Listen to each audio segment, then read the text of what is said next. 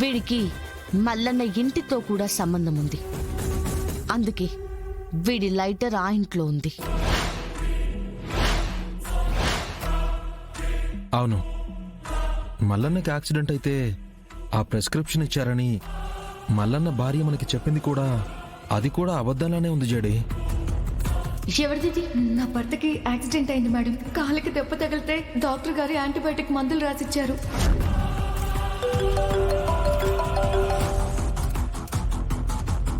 చెప్పు రమ్య. మ్యామ్, ఆ medicine prescription గురించి డాక్టర్తో నేను మాట్లాడాను. 2 రోజుల క్రితం మల్లన్న వైఫ్ ఎవరినో హాస్పిటల్కి తీసుకొచ్చిందంట. అతని మూతికి దెబ్బ తగిలిందంట మ్యామ్. దానికి డాక్టర్ ఆయింట్మెంట్ ఇచ్చి మెడిసిన్ కూడా రాసిచ్చారంట. ఓకే, ఇంకోటి? ఆ బిఎండ్సిసి షాప్లో ఎంక్వైరీ చేయించాను మ్యామ్. అవి బట్టలు కాదు, సూట్ కేస్ అని చెప్తున్నారు.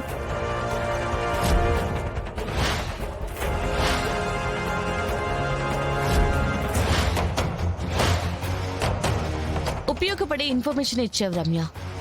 అలాగే ఇంకోటి కూడా చెయ్యి. చెప్పండి మ్యామ్.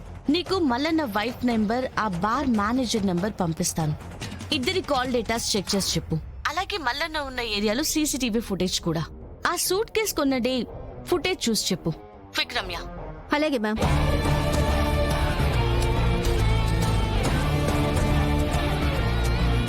ఓకే,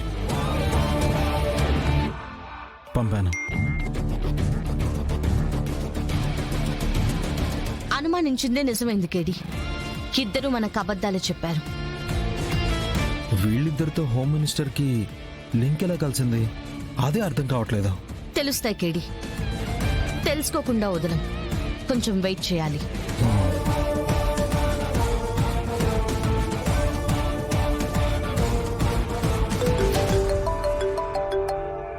చెప్పు రమ్య.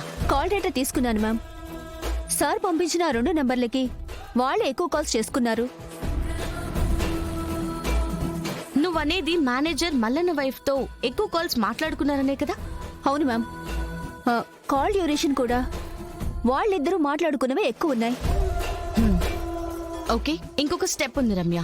ఆ సీసీటీవీ ఫుటేజ్ కూడా చూసి చెప్పామంటే ఇంక మేము యాక్షన్ లోకి దిగుతాం. కిరణ్ ఆల్రెడీ ఫుటేజ్ చెక్ చేస్తున్నాడు మ్యామ్.